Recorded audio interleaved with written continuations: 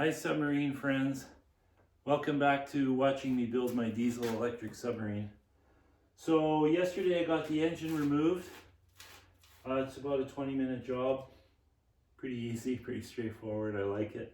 Anyways, so what I'm going to do now, I'm going to do an oil change, and while the oil is draining I can do some other stuff because I want to make sure it's really drained well.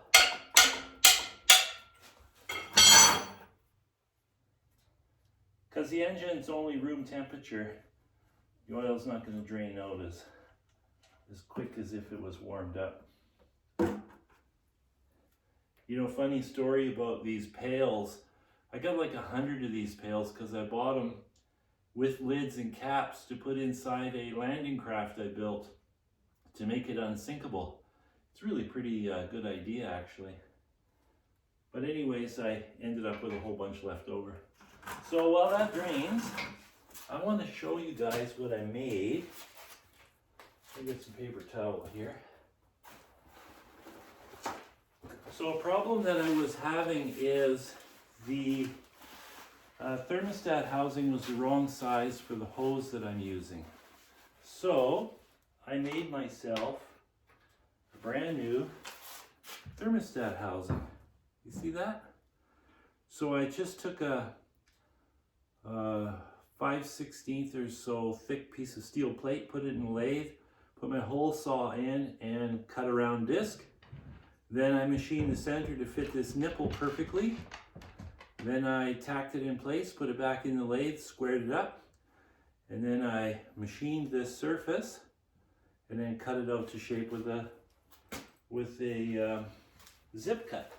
Everything I do here is totally manual. So I can put this on now. Now the only thing is I have to, and I hate doing this, I had to put a nut on the bolt because the bolts are too long now. So that's no problem. But I don't like it. So, of course it's going to be a bit of a pain. There we go. So now the hose will fit perfect and I don't have to worry about any kind of leakage. And I also tested to make sure that I can put the thermostat back in. I've left the thermostat out for now because I think with the Kilo cooler I can control the temperature exactly where I want it by restricting the water flow. But I don't think the cooling system is going to be, there we go, overly efficient. So I don't think I'm going to have a problem with that.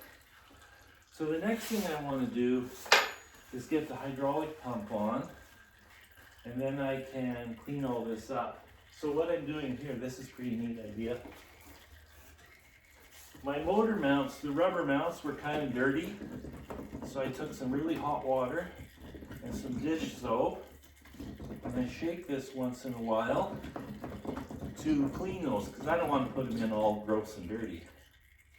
And the water is getting pretty dark. I might have to do it a couple times, but it's working pretty good. I don't think it's all oily. It's just, you know, it was a mini excavator engine, so it was in the dirt all the time. So before I put it in, I'm going to wash all this off. I pressure washed it, but it's not, you know, it's middle of winter here, so it's hard to do a good job of that outside. So here's my dual pump. So that guy just plugs in right there. Pretty straightforward. I thought I had to thread these with the tap and chase the threads because one of the bolts was going in really stiff, but it turns out I was using a wrong bolt, so the wrong thread pitch. So this one's a little tricky. It's a little wee bit tricky. The other problem that well, it's not a problem, but the other thing I gotta do is this oil suction line connection is pointing the wrong way.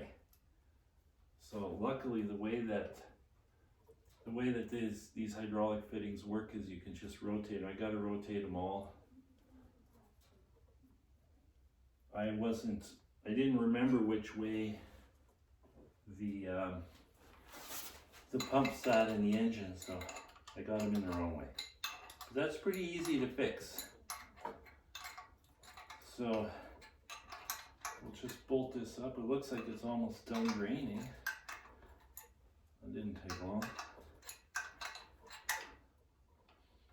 Of course, it's a mile of thread to go in here. So you'll just have to bear with me. I could try to edit some of this when we get long boring stretches like threading a bolt in, but I am not a computer guy.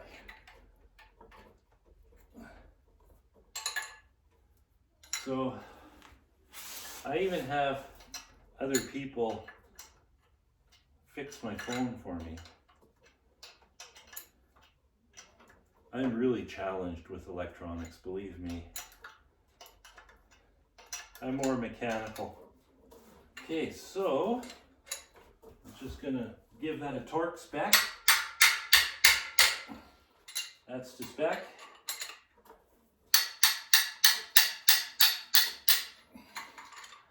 A little more on that one. Okay. Guess I can put that plug back in.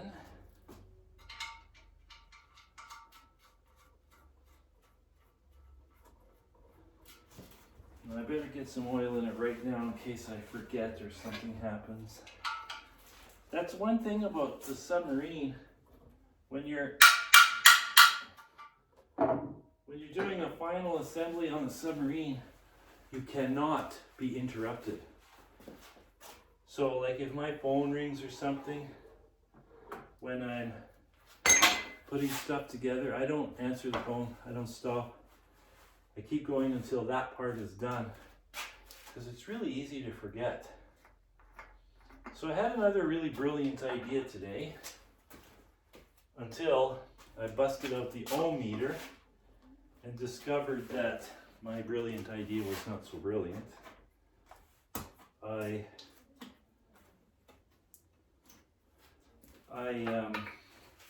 thought what I would do, hold on a second. Just get this oil in here. I better not get too carried away. I had no idea how much oil this thing holds. Probably not a lot. It sure is a cute little engine though.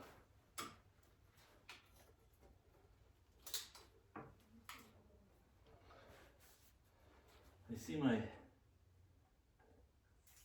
oh there we go, that's why.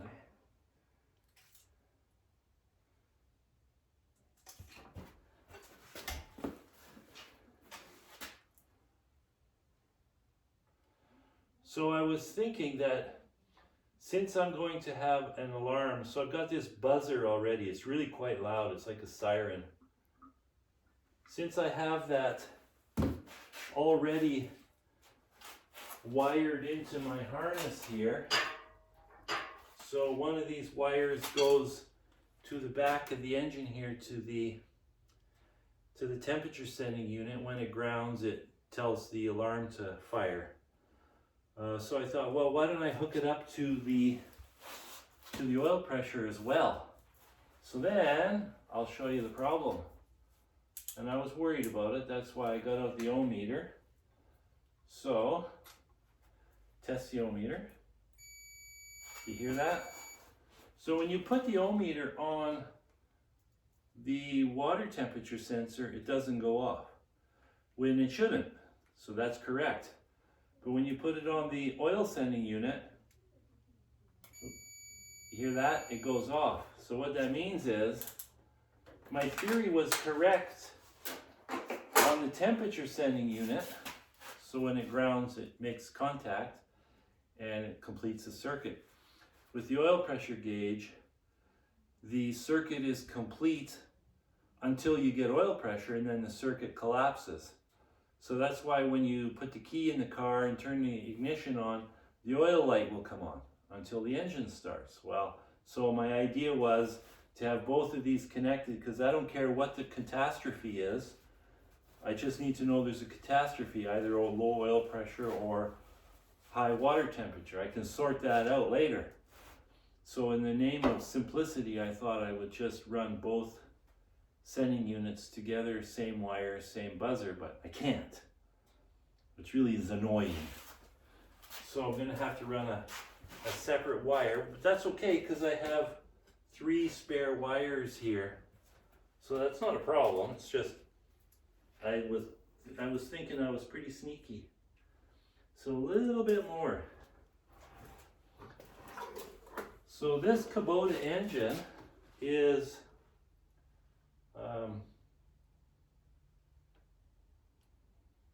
it's different than the Yanmar in the sense that when you do an oil change on a Yanmar, that oil stays clean, like the color is clean until your next oil change.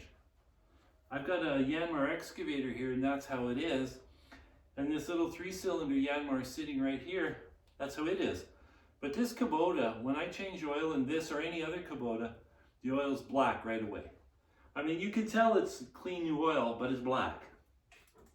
So that's kind of a, like you pull the dipstick right now and the dipstick's clear. The oil's not almost transparent.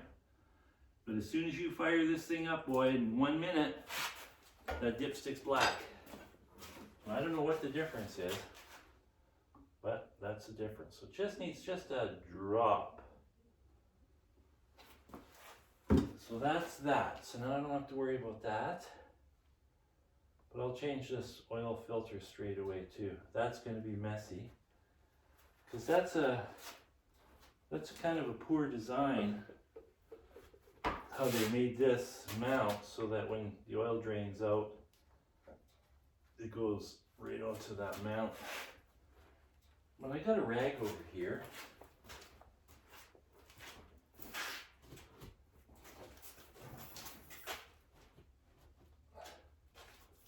So I'm just going to put this rag right here to catch this oil, because I hate oil everywhere. Boy, that just really bugs me.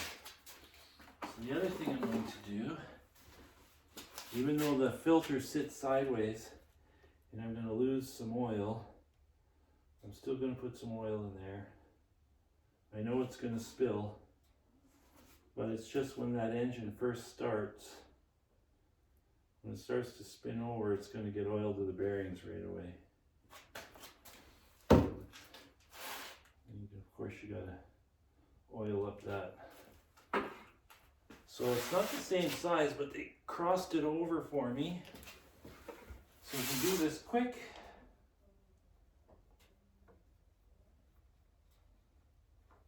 Oh, that rag caught that nicely. Make sure the old ring is not on there. Hands tight. So the nice thing about this engine compared to the Yanmar also is, shoot, I'm just going to throw this in the garbage, bear with me.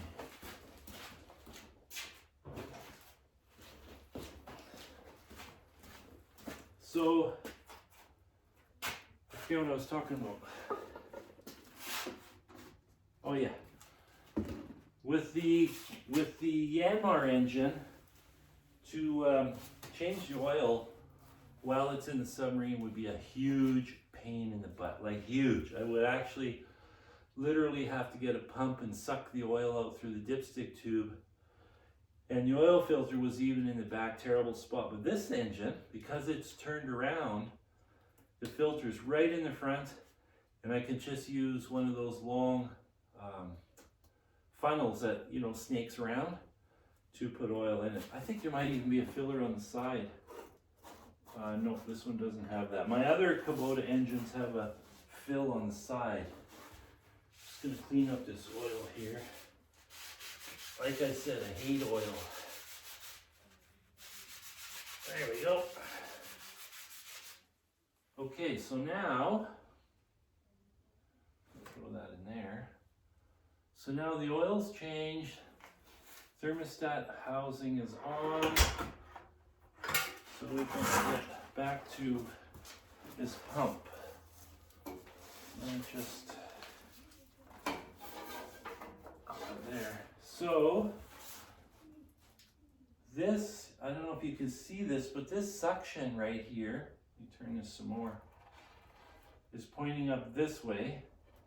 And my suction hose is coming in from this side. So I just took a guess when I bought this, so I'll have to cut it once, geez, that's gonna suck.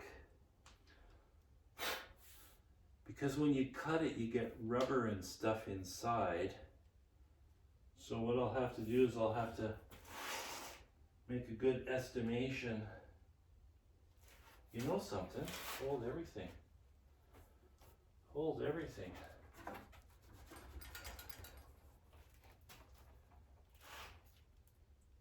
Yeah, that's going to be too short. I thought maybe I could just keep it that way, but I can't. So, what I got to do is I got to undo this big nut that holds it, and I don't have the right wrench, but I'm hoping. Okay, that worked.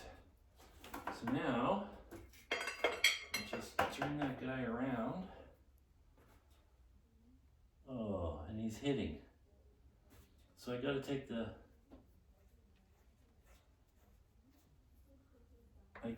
pump off and spin it the other way. Oh, such is life. Once the engine is sitting on solid ground, I will retighten these bolts. Because it's kind of, when it's bouncing, it's hard to get them tight, right?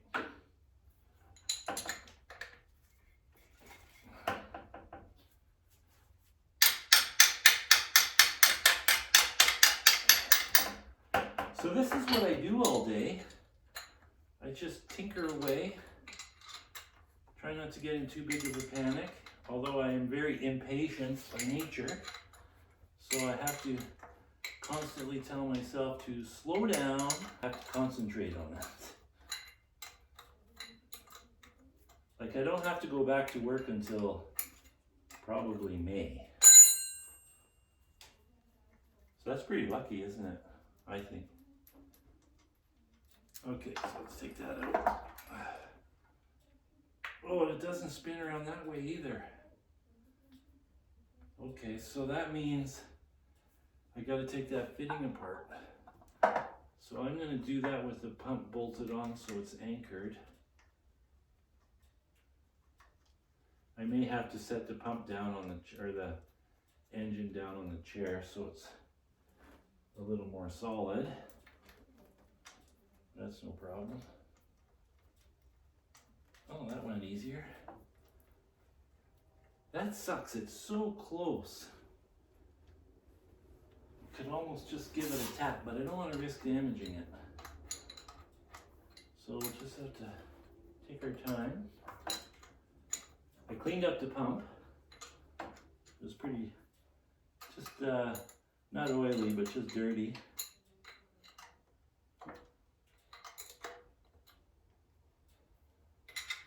I like things to be clean, but I'm also not super anal about it. You could tell by how messy my shop is. Everybody works different. Some people need their shop to be like a surgical theater, and some people can work in absolute complete chaos. I can't even look in a shop that is such chaos. I mean, some of them are just unbelievable, but they function. And you know, they still get their job done. So I'm not putting it down or criticizing it, I'm just saying that we're all different. So I'm somewhere in the middle, but more towards the super clean. Okay, so let's get rid of this pail. I'll take that outside later. And then slide this chair in. That's garbage. Wonder if I can hit the garbage can from here. Nope. I already got my electrical connections ready to make that brilliant change on the sending units. I'm not doing that. Okay, so just lower this down.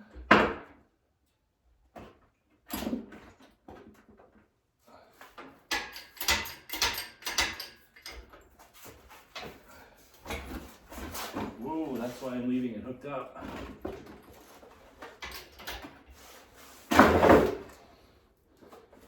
Because the old chair is not ideal. I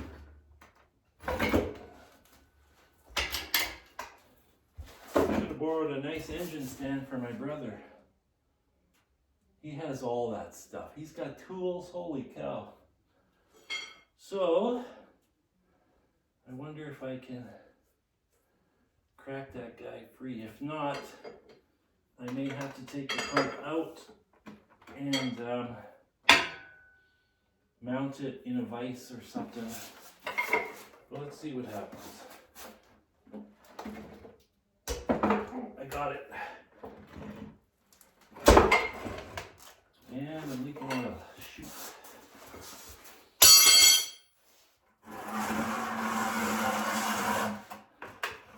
I can't seem to get away from oil leakages. But I have a lot of newspapers here, and I use newspapers to soak up oil. It's cheaper than buying that kitty litter stuff. Okay, so now I can rotate that.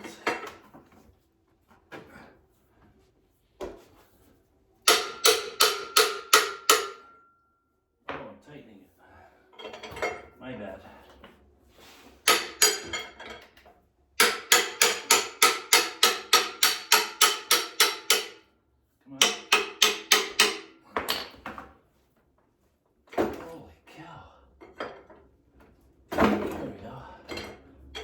It's not the right size.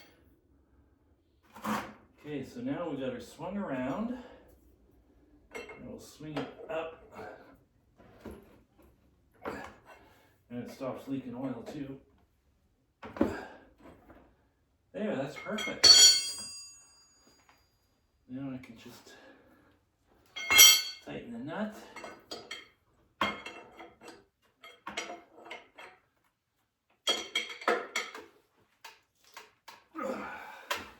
Give her a tap for good measure. Give that a little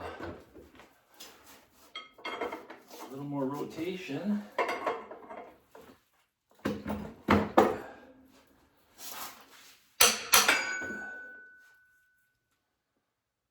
Oh, I think that's perfect.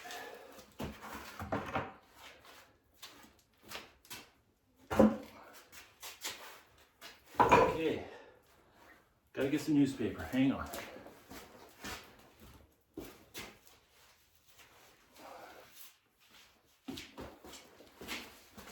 Because that's dangerous having a oil puddle right there.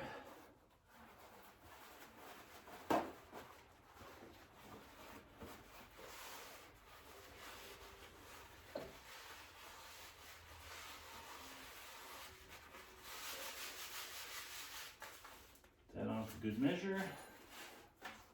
Okay. Now I gotta turn those. And I had oh, here it is. Crescent wrench here for that.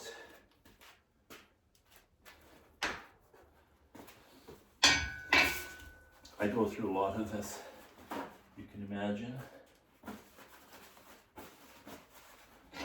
I also hate having oily hands. Which is funny because I was a mechanic for a while, working for my brother as a heavy-duty mechanic. Okay. There we go. There we go. So the same thing, these hoses have to point the right way. I'm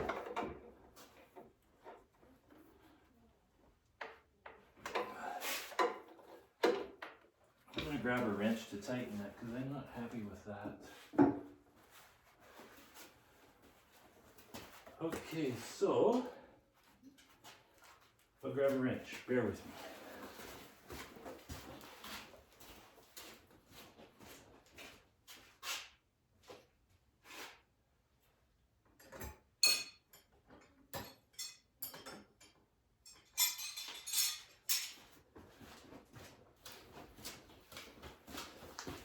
When in doubt, just bring all the sizes. Should be 7/8. Yep, that's 15. There we go.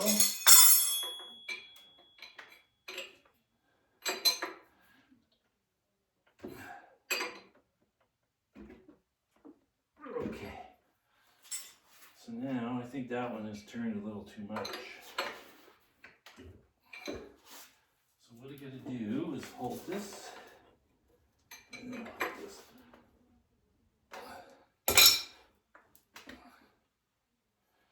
This engine is so light. There we go. Now, these are the two new hoses.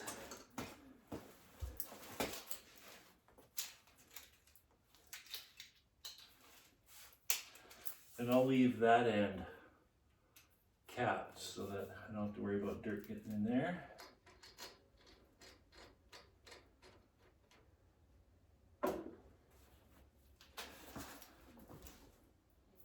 This is actually new. I haven't bought a hose in a while because I repurposed my hoses. But they have a special tape end on them now. They used to have a little plug that went in there. And these are an extra good hose. They have more braids. I thought I had a 3/4. Here we go.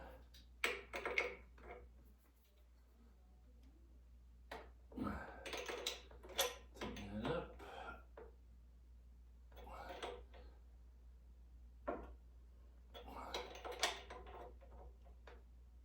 Wow, that really goes a long way before it's really tight.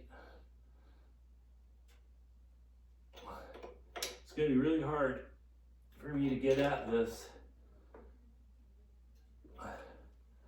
once it's in there. I can reach around if I take the exhaust system off. I can probably reach in there far enough to work on this. Like if I had to take that pump off or something, I could do it. And then I've got a borescope camera also that I can use to see what I'm doing. Just gonna give this a double whammy. Make sure it's tight. Okay, good. Now, that suction line will go there.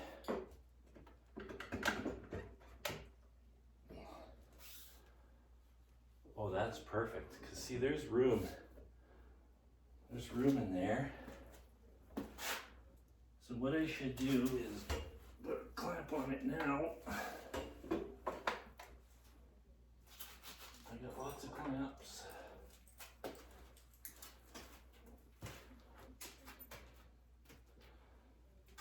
Okay, so I need this. Okay, where's my screw gun? Bear with me.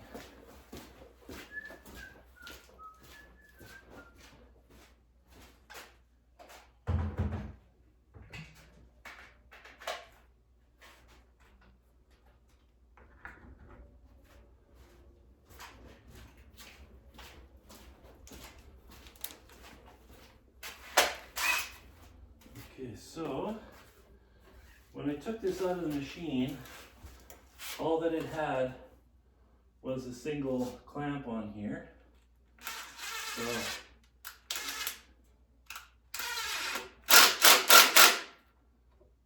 So it's good enough for me too. Maybe I should double it. You know what, if I double it, I don't have to think about it. Oh, here we go. Like I said, I got lots of clamps.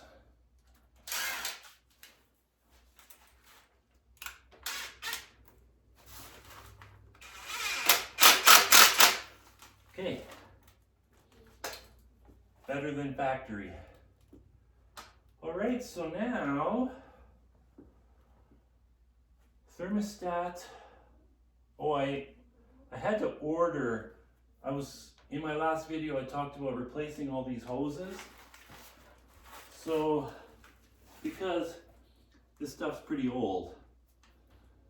So I went to my local auto parts store to get the oil and stuff, and they wanted double the price of what I can buy it online. So I ordered it online, and it'll be here Wednesday. So not a long time to wait. I can wait, and I can actually put those hoses on while this is in there. So what I can do now is I can put the engine back in once my motor mounts are clean, and I just have to wait to put the exhaust manifold on, because there's one that's a real bugger to get on that manifold. Poor design on my part. Another thing is, somebody commented on my YouTube, the reason that moisture is there. Yesterday I pointed out some moisture in there, and yeah, of course there's moisture in there. You ever notice an exhaust tailpipe dripping water? It's coming from the fuel. So that's a relief. So I think I'm going to wrap it up for today, and I'll finish cleaning up my rubber motor mounts and get this thing put in there. So ciao for now.